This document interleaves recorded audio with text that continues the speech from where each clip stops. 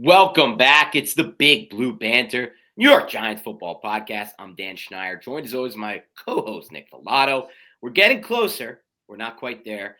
The good news is I have an old computer that we can record from. The bad news is my new computer requires a separate thing to hook up into the mixer to get the mic going. So I am no mic again.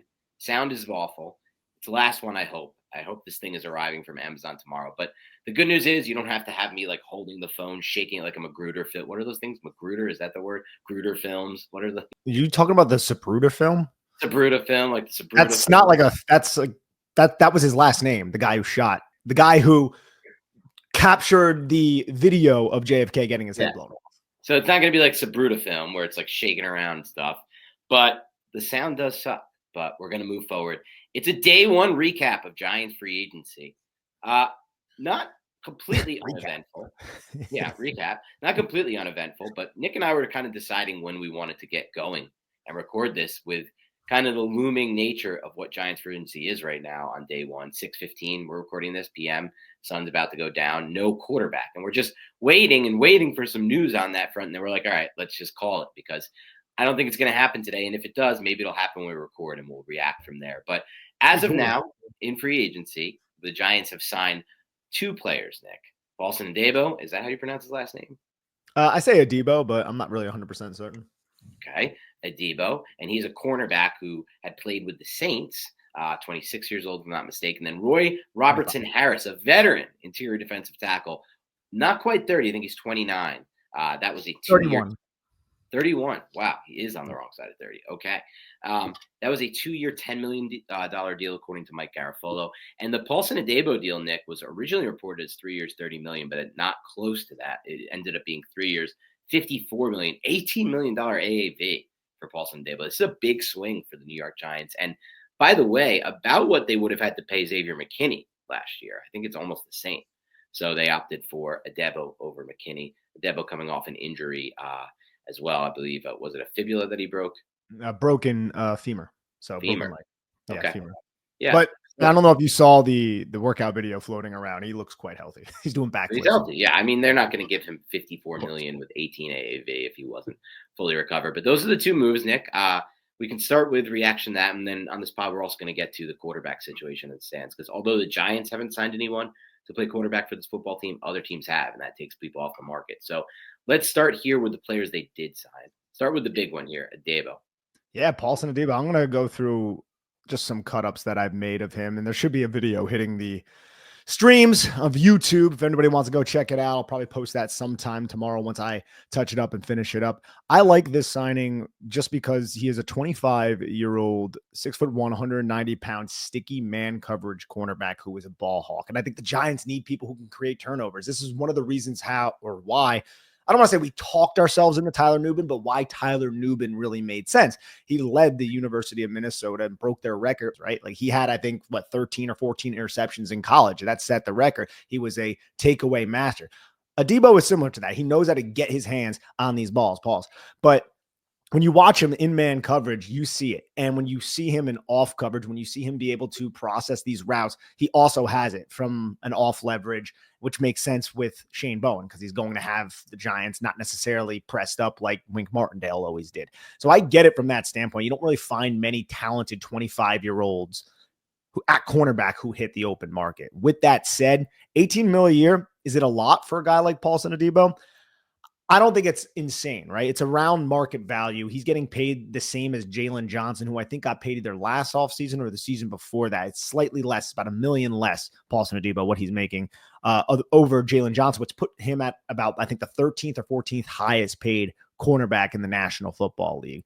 We understand how these things go, though. When it's your time to get paid, and if your market isn't necessary, or if a team isn't in a win now mode, you might need to pay a little bit extra like the New York Giants had to really rectify and solidify a problem on this roster. He's going to be the cornerback one over Deonte Banks. He plays the left side of the field. Deonte Banks does play the right side of the field, so it does make sense from that standpoint. I don't hate this signing. I think it was a necessary addition that the Giants had to make. They had to go out and sign a veteran cornerback, and to get one that I believe can still be around when the Giants actually turn this ship around with Brian Burns and add this kind of player who I wouldn't say Dan is, he's not a blue chip guy, but he's in that Bobby Okereke range, right? He's in that type of range. Like he's a good football player for your team. I have to say that it's a solid addition then for the New York Giants. Yeah, when things went right for Bobby Okereke last year with Wink Martindale, he was playing at a level that was even above that. So hopefully the Giants are gambling that Adebo can get to that level. I think, look, they're paying the market price. When you go out on the first day of free agency and sign anyone, you're paying extra to get that player. You're taking him off the market and not allowing anyone else to get him. You're not playing the market out and letting it play out, which we'll talk about a little bit later with the other signing and my thoughts on that. So they had this guy in mind. They had an idea of what they want out of this position, this cornerback one position, and they got him. It reminds me a lot of the James Bradbury signing when the Giants made that a few years ago. Different players in my mind. I think I felt a little bit better about where Bradbury was at going into it than Adebo, but also at the same time, different schemes they're coming into. And I think within what the Giants have, not just with their schemes, people are like, oh, man coverage, like Adebo's a man coverage guy. Is this even going to work for Shane Bowen? But we've talked about it a lot on this pod, Nick. Like Shane Bowen's just not running like simple zone coverage. Like there's a lot of man match principles. So it's like he's going to have an opportunity to man up against one-on-one on the boundary against whoever it may be and play good football. Now, he has not been that lockdown corner to this point in his career, but what he has offered is a lot of plays on the football when it comes to PBUs and when it comes to interceptions, 7 over the last 2 seasons, despite being an injury-shortened season. And from a PBU standpoint, up there. And that's something the Giants need. They need ball production from their corner. I talked a lot about Travis Hunter, why I really wanted for the Giants. And I thought the main reason is, Nick, he's going to bring a different level of ball production at the cornerback position than they currently have anywhere on the roster. And my opinion, than the league has in general right now. I think he could change that position from that standpoint if he does play corner full time. Adebo's not going to be that kind of player from a ball production standpoint, but he's going to be the best the Giants have had since Bradbury when it comes to getting his hands on the football, whether that be an interception or a PBU. And quite frankly, dude, the Giants need that. Like they need to find that first and foremost in free agency. Bro, they had one interception going into week 9, week 10, and that was our not a lot of PBUs 6th round. That was our linebacker, Darius Muasau, against Sam Darnold in week 1 off a tip pass. And then it was Trey Hawkins the third. I think Dane Belton came down with one. Would they had 2 more? The Giants could not force any damn interceptions last season. They couldn't force any turnovers defensively. So it makes sense, obviously, from that standpoint as well. And look, man, I want a very controlled athlete, somebody who is balanced, somebody who has great quick feet, and somebody who can open and close their hips on a dime. That's what Paulson Adebo is. He has all of the fundamental athletic traits you want in a cornerback. He's just not necessarily, I would say, the most disciplined player. I think he opens there. You'll see the needs work. If you're watching YouTube right now, you'll see exactly what I'm talking about. Actually segued quite well. Right now, you're seeing his, I would say, lack of, I don't want to say understanding, because that's not the right word, but he runs himself out of his run fit too frequently.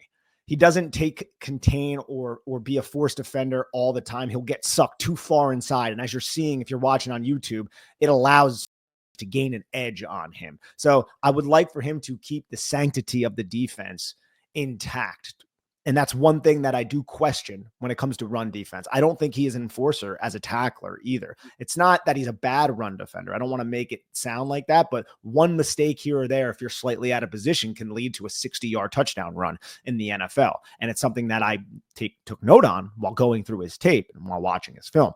So, and as a tackler, it's just not a lot of oomph to him, not a lot of power. You're going to see some plays where he's getting stiff armed to the ground. He's hitting people and he's stopping them, but they're gaining 3-4 extra yards until the rest of the team can kind of come and grab him. Right. So I think from a run defense standpoint, it's not necessarily ideal. It's safe to say. Don't think it's bad, but it's not ideal. Definitely needs some work. And then when it comes to his technique, he just opens his hips too early sometimes, man, and gives these defenders or gives these wide receivers a two-way go. And he gets very grabby. He's been penalized 35 times in his career. Loves to grab. He's going to get flagged because he is aggressive and has that type of temperament about him when he is playing. So he has all the coverage capabilities in the world. He just needs to be a little bit more disciplined and refine the technique just a bit more and be a little bit more, I would say, judge his timing better when he's opening and closing his hips. But the one thing that's great about him is he doesn't necessarily have to be all the time because he is so fluid and he has that second gear, that third gear, and that acceleration to get back into phase and then play through the catch point aggressively to recover. So love the athletic ability from that standpoint. It's just, I just think he needs a little bit of work with the discipline. And maybe the Giants are banking on that bag of tools that he's put out there on display, which includes his ball production and the play on the football, and hoping that they can improve his technique. I don't know necessarily if I believe the tackling is going to change too much in his career, especially based on the breakdown you just gave me, Nick, as far as what and by tackling, I just mean the run defense. I don't know if he's going to offer that with the Giants. He hasn't really offered it much. It's a little concerning when you consider Deonte Banks is not the best run defender whatsoever. It reminded me of Banks a little bit watching his tape, where it's like, you don't really want two Bankses out there. Yeah. Well, it's like, look, yeah, no. He doesn't seem eager to get in on the hit. Like if he can go for the strip, right? Like if he can go for the strip instead of actually getting dirty and hitting people, he will. And people will be like, well, it's a cornerback. It's like, yeah, but like I've seen skinny, Adoree Jackson is a good example of this. And look, Adoree Jackson, he got dogged towards the tail end of his initial contract with the Giants for not giving effort on certain plays. But when Adoree Jackson was dialed in, this guy was like flying around and he was hitting people. There were elements of his game where you're like, yes, he's coming down in run defense and he's sticking people. And I love to see that in a cornerback who's like 185, 190 pounds. Adebo is that corner. He's about 190, 195 pounds, not the biggest guy, but he doesn't really fly around and stick. And if he does stick, there's not a lot of force behind it, right? And I just mentioned that because I think it's important. As you brought up, Deonte Banks is similar, right? Deonte Banks doesn't have that either, but we're not bringing him in here to be a sound, perfect run defending, excellent tackling corner. We're bringing him in here to guard number one wide receivers. And there are a lot of good ones in this division with CeeDee Lamb, with Terry McLaurin, with AJ Brown or Devonta Smith. Take your pick, right? So, and I think he can do that adequately. Yeah. And the Giants are paying him, Nick, or banking on what he put on, in my opinion, at least what he did in 2023, because there's some really good numbers. He was third in the NFL in PBUs. This is another stat that I saw from Justin Pennick. Shout out him. He was Paulson Adebo from an advanced stat standpoint, allowed minus 7.3 fewer receptions than expected as a corner. And this was, again, during the 2023 season where he's third most in the NFL in PBUs behind Javarius Ward and Darius Williams, I should say. These are all from 2023. Obviously, last year he played, he got hurt. The numbers weren't as good. PFF has him as more of a gambling type quarterback as far as their metrics go. I think he is. I think that's like a safe way to bet on him. He's going to take the gambles. He's going to toe the line, is how I described it. In Shane Bowen's system, right? Like that seems like something we need for the system. We don't have that. Deonte Banks is the opposite of that. I would say the antithesis of what you just broke down. Yeah, I think so. Now, I'll say this. I think Paulson Adebo, and judging by the path of the Giants, the trajectory of the New York Giants heading into the 2025 season, we can possibly come up with our ideas on what's going to manifest and what's going to happen. But it's either Paulson Adebo is going to come away with game-changing interceptions where we're like, this guy is amazing. Oh my God, this is awesome. Or he's going to get the DPI. He's going to blow a run fit and it's going to lead to like a 60-yard touchdown run. And we're like, oh my God, 18 million for that. It's going to go one of those two ways. I think he's a good football player though. And I think in the right, I think if he was on a good football team, he would help you win because he's going to come away with those timely turnovers and he can play man coverage and he can press and he can be on the line of scrimmage. Even though his technique isn't necessarily great, he still has great feet, like quick feet is what I mean, light feet. And he has the fluidity that you want in a number one cornerback. He has all of those things. It just seems like with the New York Giants specifically, a lot of these moves end up not working out because the overall environment is not conducive for success. Now it can change though too, Nick, because I just keep being reminded of like James Bradbury when he came over. There were a lot of question marks when they signed him from Carolina, and I feel like it was a very similar profile, and he really blossomed in that first year with the Giants, and the environment going into that was not good. It was not a great environment until that year. I agree. I think that's a good point. I'll say this: that two different players completely. And I know you know this. Like this guy is much more like I'm sticky. James Bradbury, he could play man coverage. Right. James Bradbury though was very good in zone off. I can read everything and then I can react. I'm great playing downward. James Bradbury would have been great in Shane Bowen's system.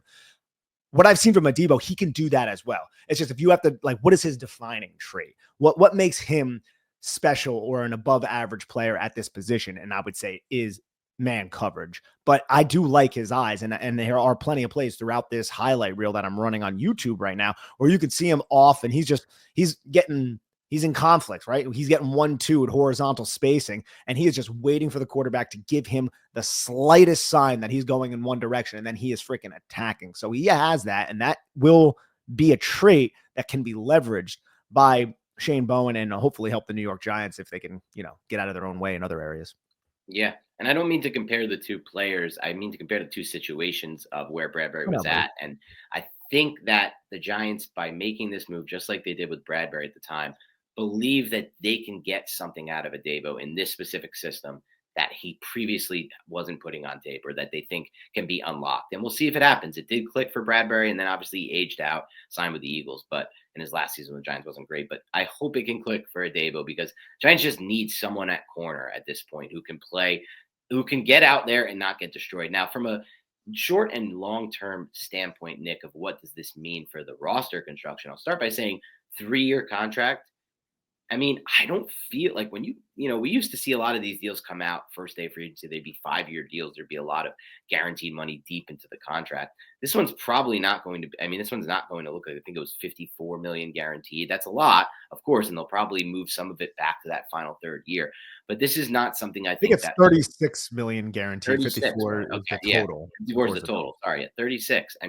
That's something they could probably get through most of in the first 2 years of this contract, given their current situation. No quarterback on the salary cap for next year. A little bit of Daniel Jones money still on the books for this year. A decent chunk, I'd say, not a little bit, 21 million or whatever it is. But in today's landscape, not much. The cap went up by 39 million in the last 2 years. It's going to go up by even more when that new deal comes in with the streaming. So really not, I don't think this is something that will hamper them in any way long-term. And I think it's one of many contracts they need to sign. Like, if you look around the NFL, most teams that are competing for the, for the Super Bowl every year have 10 to 12 big contracts signed. We have 3 right now. And now this will be the 4th. Like, bring in good football players, right? And Paulson Adebo, he's a good enough football player to justify this. Now, from a long-term roster building standpoint, which also could impact them short-term, what do you think this says about Justin Hunter? I'm curious about that. Not Justin Hunter, Travis Hunter. I'm curious. I do that all the time. Dan, it's so funny. I have called Travis Hunter Justin Hunter on more than one occasion, to the point where I avoid saying the first name. Yeah, because you're going to revert back to Justin. Who was Justin Hunter again? Was he receiver? He was the Tennessee wide receiver. Tennessee receiver, yeah. Who should have been good, looked the part, and just was not very good. Yeah, I think he went to Jacksonville and just didn't do anything. And just did not. Yeah, but Travis Hunter, I wonder if it plays any role in their decision making. No, he went to the Titans actually, right? Justin Hunter. Titans, yeah, but it was late. He was from UT. That's why I said Tennessee. Yeah, he was from UT, and then he ended up staying in Tennessee and doing nothing. Yeah, I was thinking of Justin Blackman when I said Jacksonville. Yeah, no, he was Oklahoma State kid. Some kind of drugs or something. I forgot what happened. He had a good first year too. But anyway, Travis Hunter, I wonder if this does impact that at all, because he was the type of guy I thought could come in and play that cornerback one role, or at least be somebody who can make plays on the football right away for the New York Giants. I don't know if it would impact their decision. Like, long term, I don't know if you should look at it like that. And you could easily win. But then again, Drew Phillips was drafted last year. And so it would create some kind of logjam. It would a little bit. I think it's better to have more than less, especially at that position. But you're right. The Giants have a lot of holes on this roster. Would they want to go in that direction? I really hope that signing Paulson Adebo and having a Deonte Banks, who kind of checked out last season and ended up getting benched way too late, would not prevent the Giants from going after a possible transcendent type of talent. And you could even just say, you could just play the guy at wide receiver. And it's like, I was going to say this, Nick. I haven't watched full film of every receiver yet, but I've seen cut-ups of all the big receivers in this class. And then I've seen a lot of film of Hunters, because that's what happens when you watch Shedeur Sanders. I am pretty certain I'm not going to have a receiver who I think is better in this draft. Wow, my lighting has got really fucked up with this sun going down. We're just going to have to deal with that rest of the show. It's another witness protection episode for me. Nobody wants to look at this fucking face. Yo, you should put on the voice, Oh, yeah. New York Giants. Yeah. The New York Giants. Yeah. So it's all right. It's better off not seeing this face. But by the way, I don't even have any lighting in this room. There's no electric in this room as they redo this whole fucking thing, dude. So I'm just and sorry for the cursing. I'm in a horrible situation from a recording standpoint. But I'm going to say, I think he's the best receiver in this class on film. I think I'd be okay. I think he should be the first pick. I haven't made this clear yet on a podcast. I think Travis Hunter is the best player in this class. I would take him over Carter. I would take him over any of these guys because he can play both sides. But it's not just that. I think he is the best receiver on tape that I've seen. People have made. I've seen this brief comparison, and it's not a good one because we're talking about the best player in the NFL. But people have made the Justin Jefferson comparison, and I don't like. I see what they're talking about. Like the looseness in how he gets in and out of his breaks, and just that smooth way of running his routes, and then also he attacks the football. And also he makes play. Like he does literally everything. And he has acceleration on their screens. Like he's probably the best overall receiver in this class.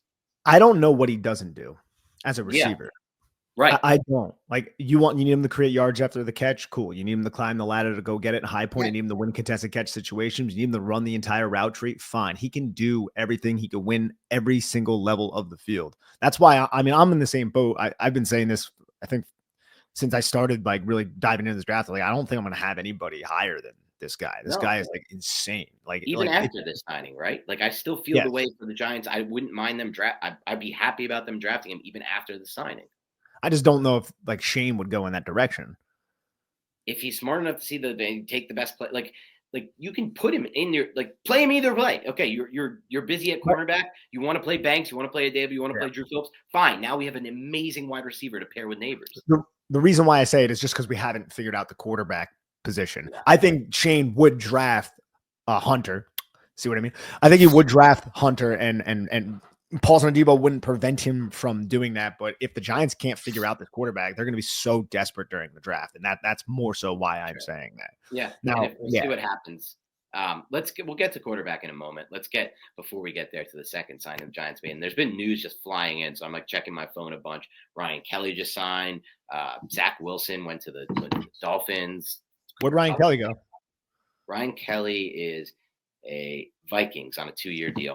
Damn, dude. All right. Ryan Kelly. I love what the Bears have done with the offensive line. Dude. We should talk about the rest of the NFL with the. We'll get to that. We'll wrap up on that. So we'll go second signing. We'll go what's going on at quarterback for the Giants, and then we'll just wrap. Can't wait to see what the comments have to say about your entire setup right now. This is hilarious. Great.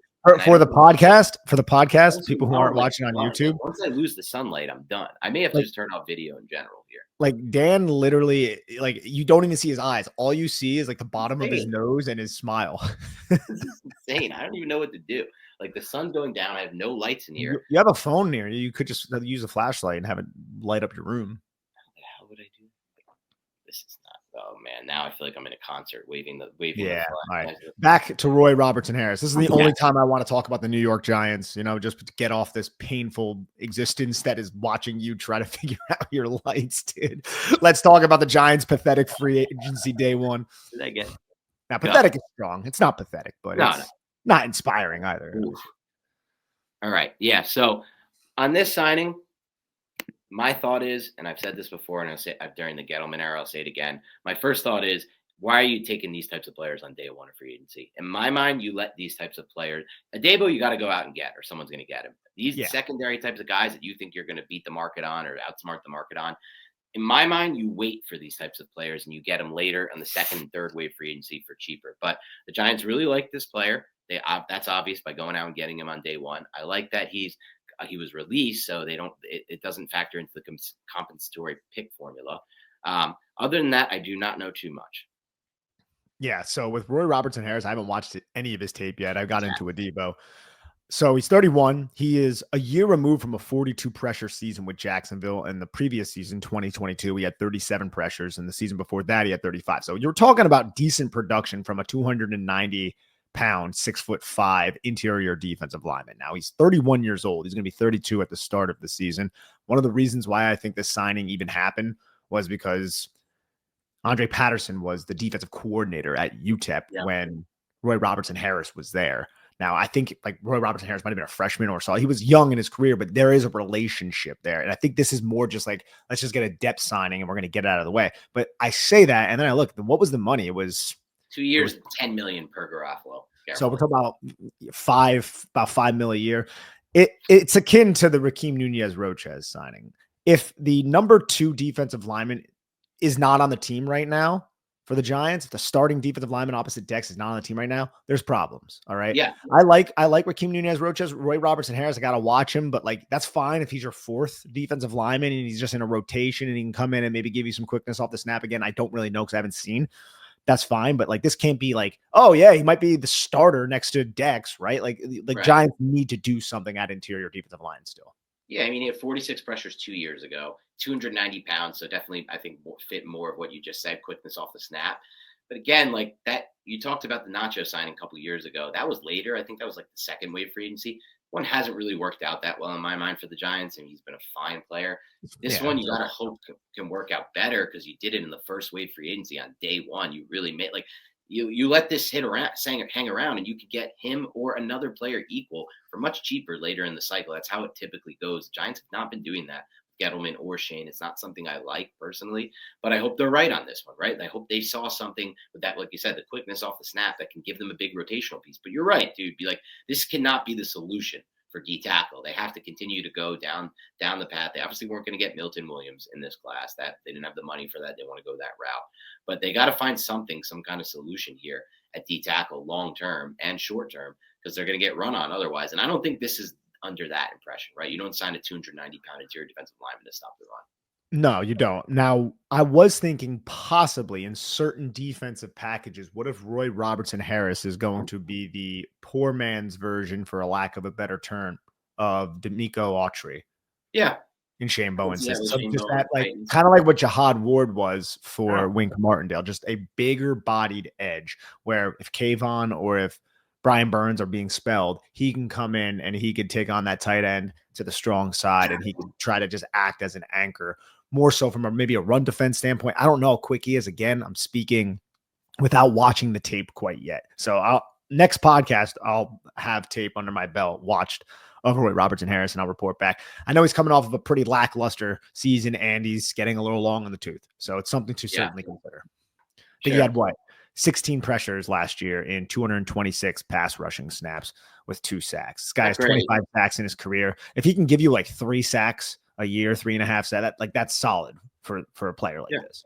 Hello, ladies and gentlemen. Look, we all love to work out. The summer's coming around. You want to look good in your bathing suit. But in order to enhance your workout, you want to go and use MitoPure from Timeline. This is a great product. When I started using it, it makes me feel stronger, gives me more energy. I recover quicker. I'm in my 30s.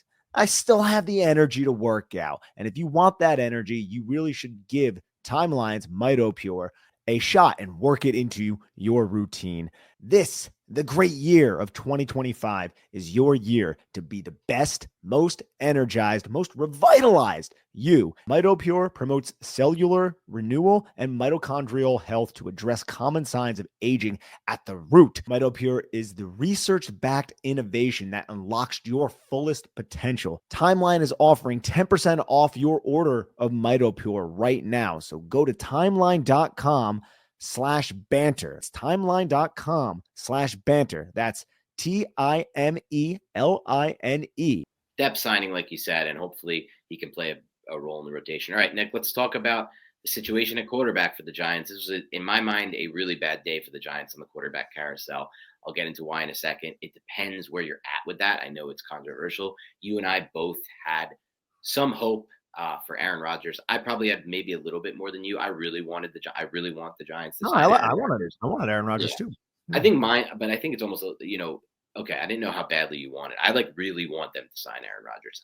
It's not that I'll die over it. It's not like our future or anything, but I think it would be a way more fun year if Aaron Rodgers was the quarterback. And I think there's no denying that point. Yes, it would definitely be more fun. I just don't know if the Giants would win a lot of games with him. I don't even care. I think they would, but I don't know that for a fact. Like, I think he could be way better than people think. If you look at the second half of the season, he was pretty damn good. But I'm not willing to take a stand on that, Nick. I'm not saying if they sign him now, we're a contender. I think they have a chance to be a contender, though, if they sign him. I don't think they have a chance to be a contender to sign any other quarterback left on the market. So here's where it stands. I don't even know if it could be argued, right?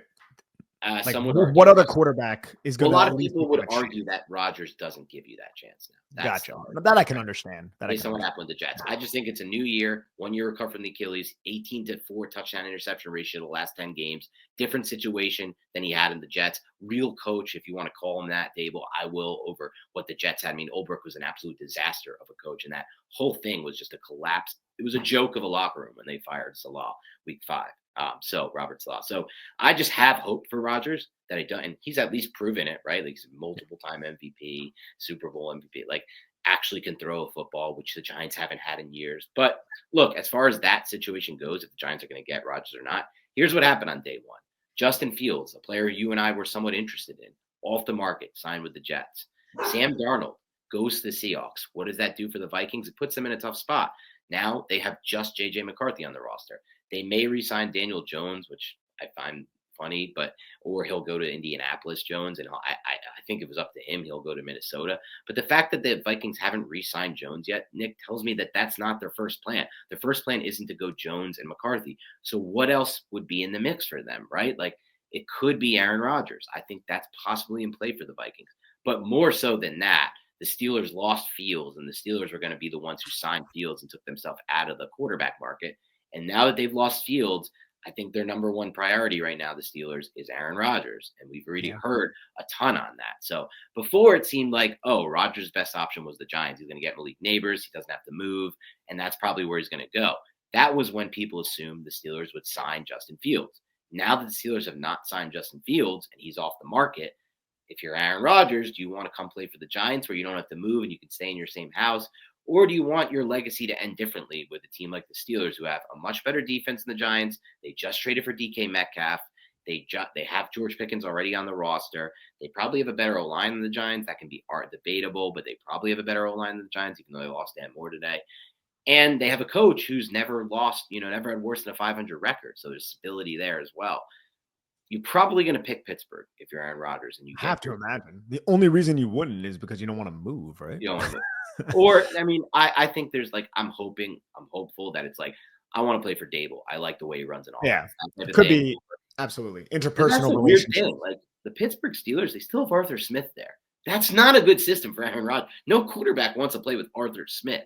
Like it's not a good situation for quarterbacks at all, unless you're at the point with Rodgers where you're like, you know what, I'll do it. I'll play in a run-heavy offense. I'll rely on my defense. I'll make a few big throws a game because I want to win games. That might be where he's at, honestly, Aaron Rodgers. I don't know where he's at. But the reality of the situation is, Nick, I think both you and I agree that it's more likely than not he signs with the Steelers, not the Giants. Do you agree with that? I would agree with that, yes. In that I would situation, say that, and then if he goes to Minnesota too, how funny would that be? Just absolutely replicating everything Brett Favre did. Yeah, man. Look, it is funny that it follows the exact Brett Favre path, but if they're interested in Rodgers, that's where I'm going. If I'm Rodgers, I'm definitely going to Minnesota over Pittsburgh, without a doubt in my mind. I don't think that's going to happen, though. I think Minnesota got caught in a weird spot. They thought they could get Darnold back cheap. They were not able to because the Seahawks made a big offer for Darnold, which, by the way, don't even get me started on this because it's going to make me mad.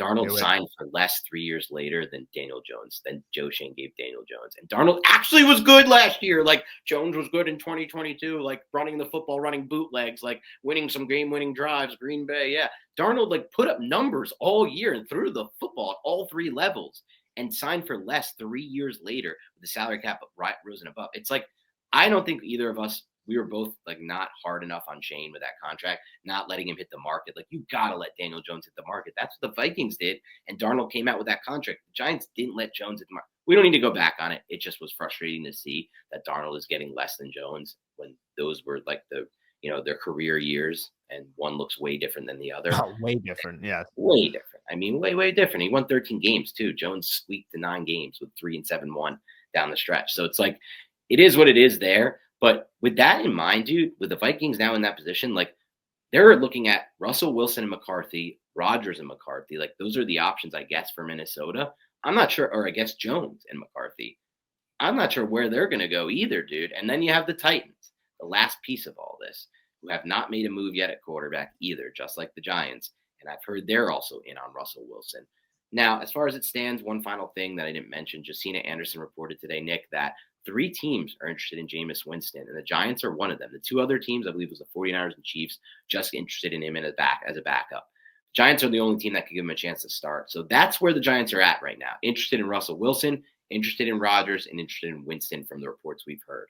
That's plan D for the Giants, too. Yeah. Matt Stafford swing and miss, Aaron Rodgers swing and miss, Russell Wilson not swing yet, and miss. Not yet. Rodgers not a miss. No, I'm saying if it actually comes down to just Jameis. But I like Jameis. But what Jameis, like, if the Giants do sign Jameis, like what are the chances the Giants are going to have Shane and Dable here next year? Like, the season will probably spiral out of control. Depends if I think those chances are.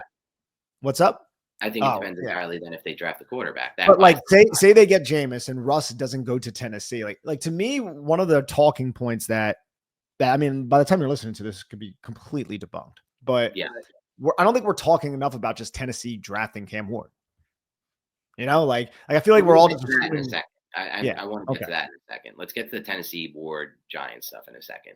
But just as far as like what's left on the market of the veterans, I personally know that I prefer Jameis Winston to Russell Wilson at this point. While Russell Wilson can get the deep ball going with Malik Neighbors, which is fun and great, so can Jameis Winston. But Jameis Winston can do other things. He's just going to use all 3 levels of the field.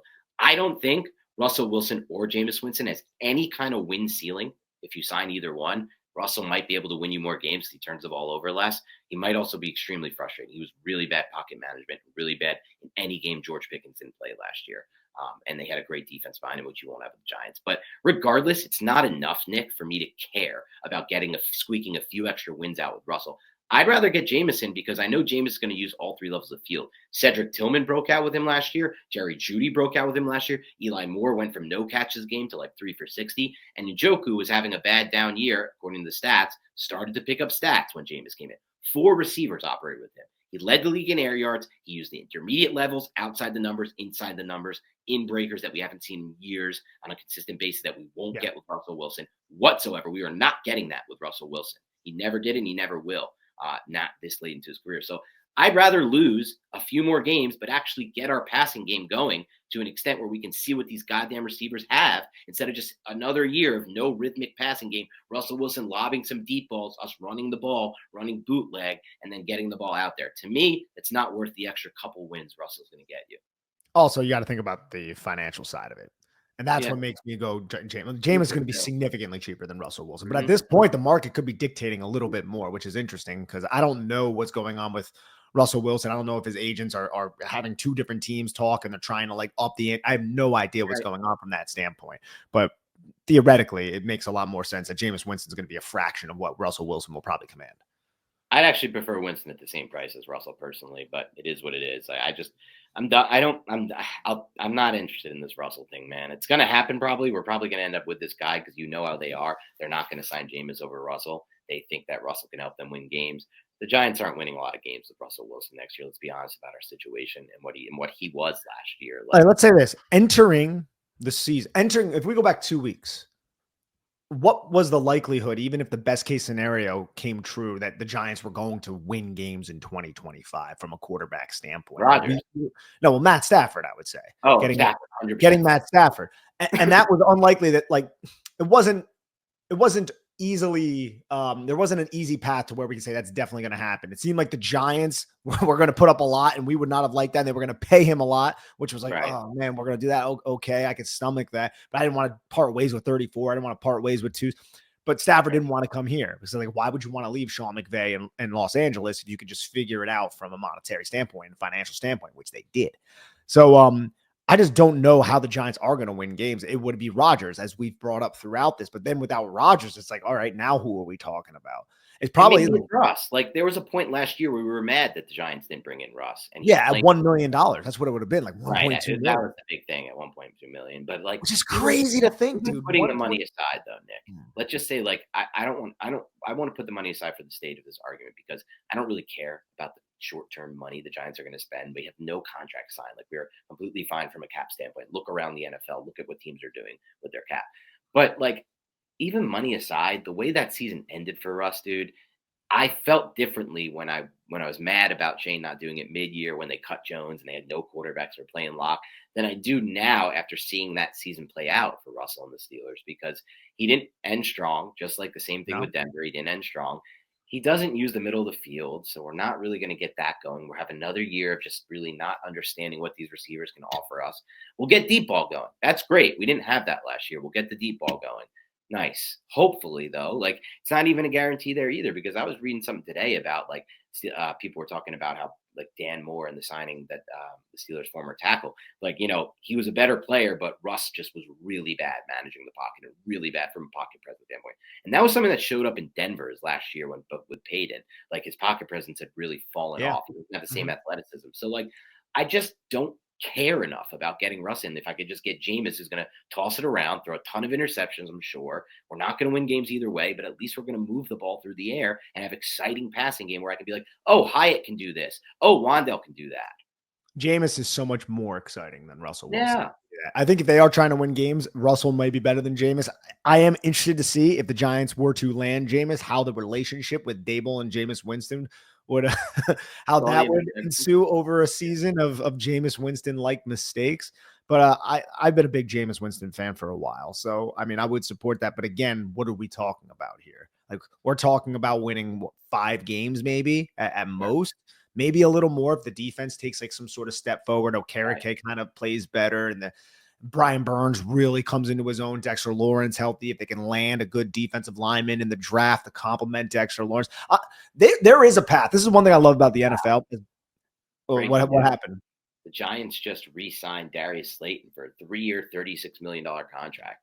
Ooh, okay. That's what I wanted. I wanted some lives on 3 years, $36 million. That's pretty cheap for what I thought he would get. I mean, it's around what's his name signed for today. I think Diami Brown got a 1-year, $10 million deal, if I'm not wrong. I would take Darius Slayton over Diami Brown. Josh Palmer got a $12 million deal with the Bills.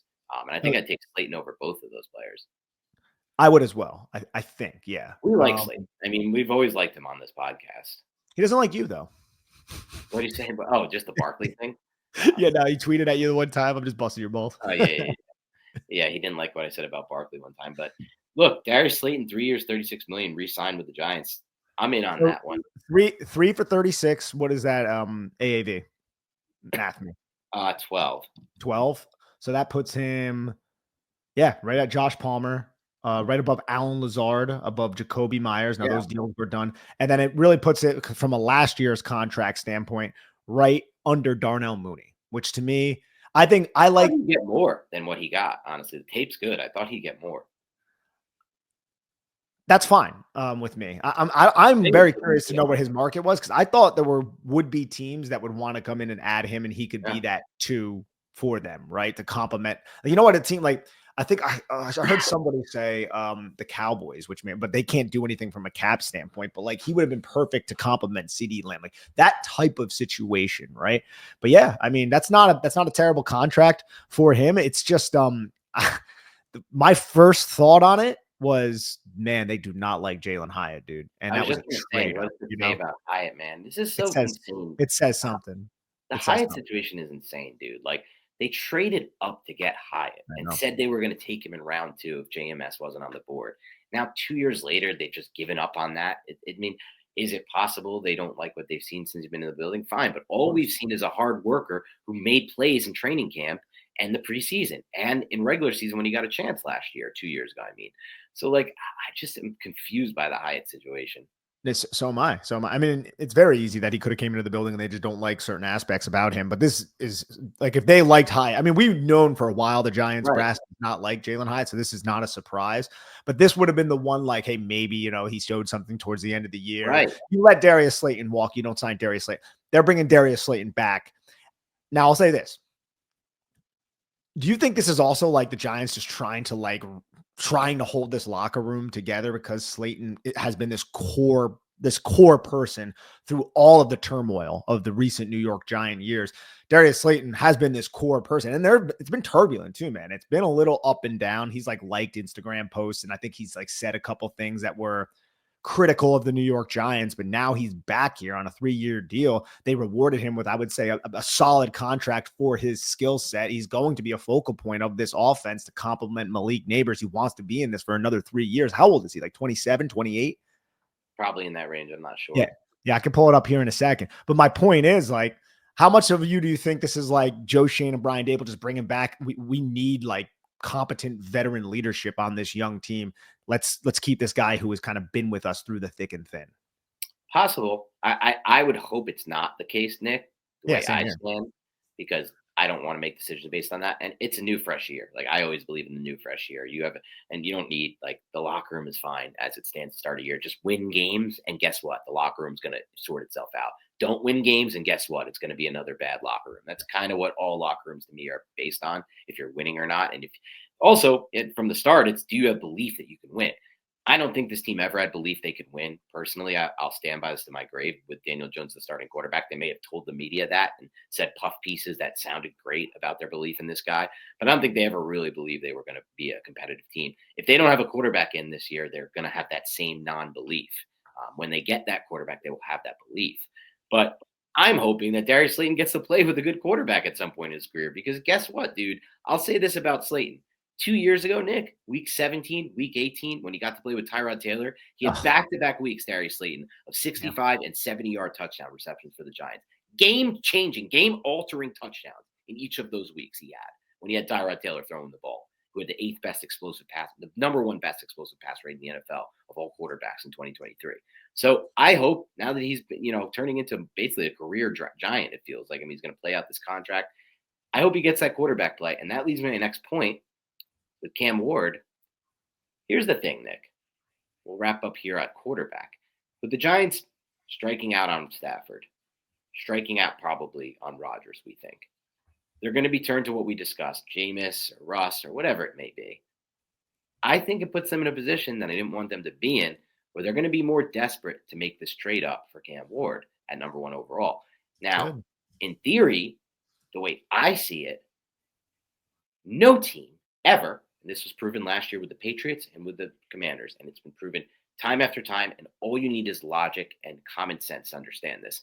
No team ever would decide to trade from 1 to 3 based on the package that they're offered. If it's a good enough offer, I'll make the trade. No. If they want Cam Ward, they're taking Cam Ward. No package matters. No package mattered for the Patriots. The Giants weren't the only team to offer. The Vikings made a big offer, and one other team made a big offer. No package offered mattered for the Commanders. They were taking Jane Daniels. So if that stands true, and that's just common sense, it's stupid to operate under the guise, if you're Joe Schoen, of I need to make a big offer to get this deal from the Titans, because that's what's going to change their mind. Yeah, it's good to know that pick. They don't want Cam Ward.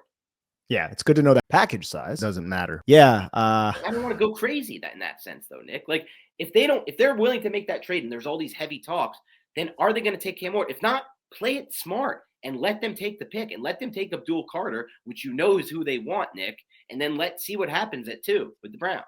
No, absolutely. I think it's interesting, and I don't think it's necessarily as much about the Titans. Now, it could be that the Titans want that, and I'm hoping that the Giants could suss that information out through all these circuits and through their interest and all that.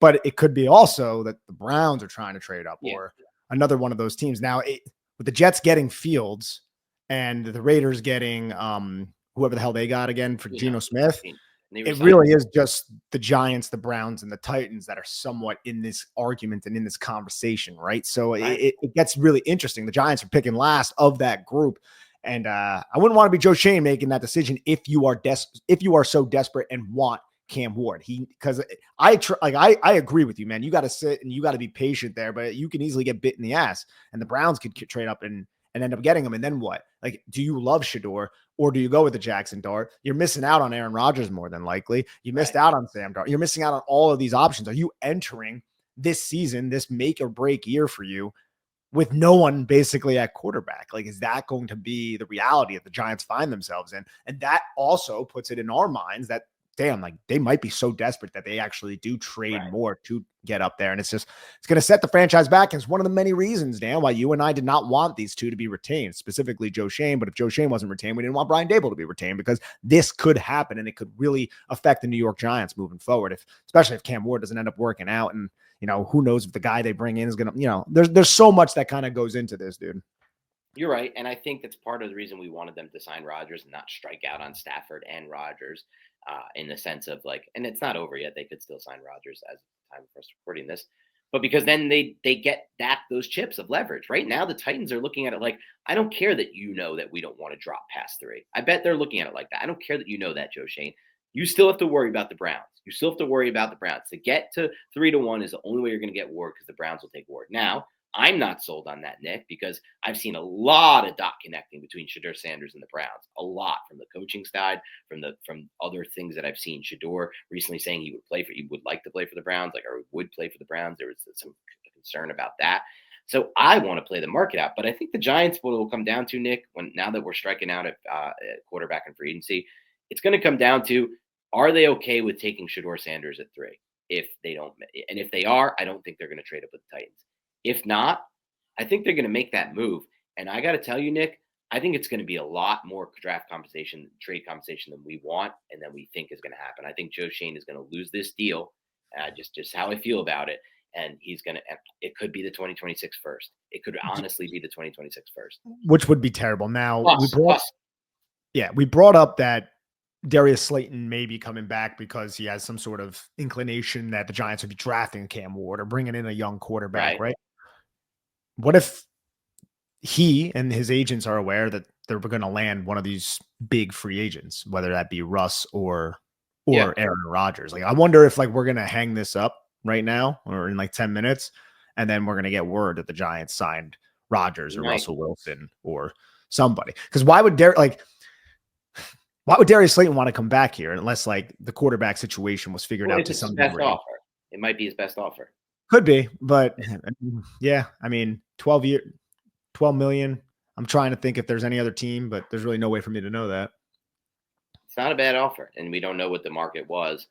Maybe he doesn't want to move. There's other factors that can come into play. It seems like he's been wanting to win for so long, dude. Some of the comments that he's made in the past, but he's also been a huge Daniel Jones supporter throughout at least his entire time here. Publicly. Yeah, publicly. Again, what are they going to do when that's bro?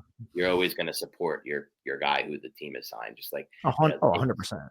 Oh, we love playing for Joe Judge a month before. Everyone's like, no, dude, just walking on eggshells in that locker room. But there's a puff piece that comes out. I remember it a month before. Everyone loves playing for Judge. It's this is what you're going to get. The real deal we'll never know with any of this stuff. But yeah, man, I don't know. I just feel like it's a precarious situation at quarterback. If they strike out at Rodgers, I do want Cam Ward on this team. I like Cam Ward.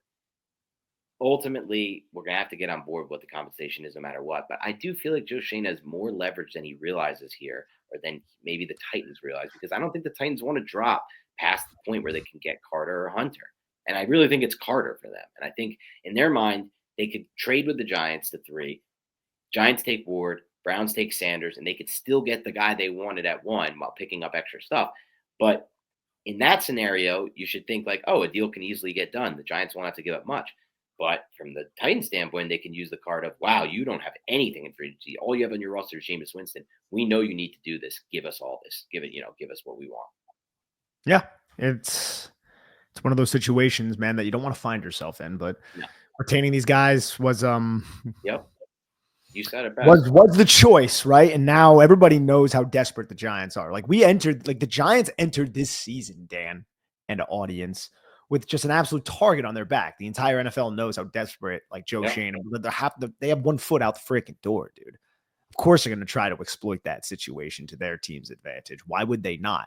And we are now in this situation and in this predicament. I would argue that the Giants could be parting ways with more in the draft because everyone just knows the desperation. And then what? The Giants have to win games for them to be retained. It's just a lost season at that point. I think at that point, Nick, all they have to do is show a step forward with Cam Ward, or I would assume if they trade up, it's for Ward. They could trade up for Sanders. We don't know that. It's not impossible. But if they were to trade up for Ward, let's just say, I think all they'd have to do is show progress on offense and win some games at the end of the year. I don't think they'd have a win mandate with Ward. I think that's kind of why they might want to do it. Could be. It does seem like John Mara really likes Joe Shane and Brian. He wants to hold on to them. He's looking for any excuse he can to hold on to these guys. Yeah, and I know it was also just the optics of him firing coach, but it does seem like he really likes these guys and wants to give them and wants to talk himself into why he has to keep them. And a 5-win season with a rookie quarterback who finishes the season strong, That Right. could be it. And again, I don't know if that's the right thing because everything that we've seen specifically from Joe Shane, I mean, there's a lot that has not worked out. There's been a lot of swings and a lot of misses, but not swings necessarily where he says there were swings when it Right. comes to the quarterback position. This would be a big swing. Trading up for the first pick overall to It'd take be a a quarterback. massive swing. The big And, swing. and it just doesn't seem like the Giants are the roster. Look, the roster isn't barren. It's not terrible. It has like a lot of high end talent, and then the depth is not necessarily there. But trading a future one or twos to get up there, it's tough, man. It's a tough pill to swallow, and it's also a tough pill to swallow. And I know this is, we belabored this point at this, but the Giants had this locked up, man. And yeah, they had the first pick. Can't look at it that way. I get it, but it's you can't look at it that way. You can also acknowledge it was not a good win for them. Of course it wasn't. It's not even like up for debate. It's just a dude, do you remember Twitter that day? You remember the Giant fans we were on one. We were like, dude, this is insane. We are a week removed from celebrating. There was the debate about it 2 years ago because the veto fun mania and just like people hadn't gone through it. They needed to experience it. But then they experienced it. Jaden Daniels, they lost him because of those wins. But the DeVito, you're right. But the DeVito situation at least happened in like week 13, week 4. There was still like a lot of football left. There was a lot of football to be played. This was the second to last freaking game, right? Like when the DeVito started the run, we all knew the Giants weren't going to make the playoffs, but they were still mathematically in it. Like this one was like, hey, we just can't win. We just can't win the next 2 games. And, we're all good. And then we decided to not just win, but like drop 40 on the Colts, dude. Insane. It's crazy. They played in injured league neighbors and he went off that day. Good for the Giants, I suppose. Good for John Mara, I should say. Not good for the Giants, but good for John Mara and his ego. But we'll wrap up by talking a little bit about some moves around the NFL. What stood out to you? Go ahead. Would you have something else? Oh, I wanted to say Justin Fields, dude, $20 million a year. I wanted to get your opinions on this, dude. Yeah, he was someone I was never that interested in the Giants taking, despite him being like the right move from a profile standpoint, right? It's like, oh, he's only 25, former first round pick. The Giants can get him on a deal. Maybe he's our future. Just because I've seen so much Fields and I'm just like, he has that same Daniel Jones issue, and I'm just so shell-shocked by the Jones issue. And by that, I mean he drops back the pass, and he doesn't really know where to go with the football, and he's fooled very easily by defensive rotations, and he's just staring at reads, and just not a smart quarterback from that standpoint. That I'm like, I don't know if I can experience that again as a fan. It's part of why I wanted Stafford so bad and Rodgers. Like, I don't want to go through watching that kind of football again. But for the Jets standpoint, they're looking at it like there is a proven track record of him competing in football games, right? Like even his last year with the Bears, they were close to 500. They won a lot of games down the stretch. And he was 3-1 with the Steelers. Like it's not going to be a traditional offense, but it is an offense that can win games because he can get those big runs and he can make those explosive plays that change a close game if it's a defensive game. So the Jets are probably banking on their defense making a rebound. Fields having that same kind of grindy style that he had with the Steelers, but occasionally an explosive run or an explosive pass. Trying to win football games that way. For them, I don't like the move. I think they should have just rolled with Tyrod and went into the draft with a good high draft pick. But teams don't like to tank, Nick. No, they don't. Getting Justin Fields, I mean, that's exciting for the Jets fans. It's just 2 years, 40. I did not expect that. I thought it would have been a lot less. But it's only, cheap contract. They have some cap space to maneuver and work with. They have a new regime in place, and they want to. Aaron Glenn wants to. He used to coach against him quite often. Yeah. He wants to see if he can get the most out of him. What's up? It sucks for us, though. That's the only thing I think about because they were a team that could have easily, in my mind, looked at this like, all right, we tried it with Rodgers. We have to abandon ship, and we have Tyrod still under contract. Let's kind of like tank without saying we're tanking. Since they didn't do that, they signed Fields, who would have instead went back to the Steelers. And then that puts the Steelers in contention for Aaron Rodgers. The Jets were never going to have Rodgers. They were never contention for the Giants for obvious reasons. I know. So it just kind of didn't work out for us based on that. It was late. I mean, they were interested. There were rumors they were interested in Fields, dude. But like, I didn't know it was going to be serious like this. They pushed. Good 2 years, $40 million. They took him away from the Steelers. And good for him. Good for Justin too, man. Yeah. Good for him. Probably bad for the Giants unless you didn't want Rodgers. And then it's a good thing because there are fans who don't want Rodgers. And I don't want to take that away from them. They're allowed to not want Rodgers. Of course. I don't know what they expect to watch this year. If we don't have him at quarterback, that could be even passable. But you're allowed to not want good quarterback play and tank for the next year as well. As far as the rest of the moves, I thought the best move on the market today was two different deals. The Bears getting Dahlman and then the Commanders trading for Tunsil. That was such a great move for them in their stage of their build with Jaden Daniels. It's so smart. Adam Peters, man. I just want to clap for him. And I think they also signed Javon Kinlaw. Yes, they did. Yeah, I Two mean, trench players. Wow. Big yeah. moves in the trench. They get a left tackle to protect Jaden Daniels' blind side, and they get an interior defensive lineman. Kinlaw is interesting. Kinlaw, he's a very pugnacious individual. Seems like he'll fly off the handle. I think I saw him get into it with Grant Cohn when he was on the 49ers. He did. He used to get in. He got into it with one of the beat writers out there, like often. Like it was often. Cohn, And I don't think he's like ever like actually lived up to his he hasn't lived up to the first round. No. Yeah, like I think this was like that was a move where I was like, I don't have the numbers in front of me, but I remember looking at it and being like, really? For Kinlaw? Yeah. Okay. I thought it was weird. Especially when you let Jonathan Allen walk out, like, all right. Yeah. Like Allen's a stud, dude. Like I love Jonathan Allen. A weird trade-off. I thought it was weird with the Tunsil thing. I just read earlier. I forgot to mention this before this. Texans didn't want to, from a cap standpoint, re-sign Tunsil, and Tunsil looking for a big deal. So that's kind of like, why with Stroud would you ever trade Tunsil? I was thinking, but I guess if you don't feel like you can fit him, the Redskins obviously have a ton of cap space, and great for they get to they get spoiled from it because it's a big move for them to get Tunsil in there. And the Texans landed a second, a third, and a fourth, or maybe 2 fourths, and then and then the Commanders traded a fourth back. Well, they traded like 4 mid-round picks basically, and I think 2 of them are in 2025, 2 of them are in 2026. But you're talking about a premier left, dude. Yeah, there's just so many left tackles in this division right now. Well, I guess with Tyler Smith, whenever he does play left tackle for Dallas. Now that Tyrone's obviously not there anymore, Andrew, it's Lane Johnson for right tackle. Freaking Jordan Mailata. Did Lane retire? Or no, I don't think he did. Right? Yeah. Oh man, that sucks. Good life to be an Eagles fan. Tough to be an edge in the NFC East. It seems like. Yeah.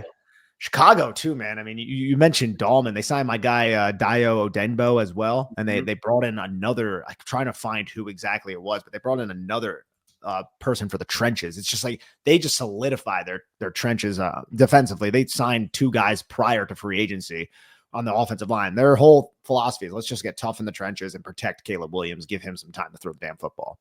It was hired Ben Johnson, traded for Joe Tooney, traded for Jonah Jackson, signed Drew Dahlman, signed Grady Jarrett, and signed Dio Odenbo. I like Jarrett a lot. You got Montez Sweat there already. You have the kid that they drafted out of Florida, Dexter Gervin, who's there. They had somebody else. Actually, no, I think the kid that they drafted out of South Carolina is a free agent this year. Pickens, I think his name is. But either way, like they're getting tough in the trenches, and that's great for some NFC North football. Anything else stand out to you from day one of free agency?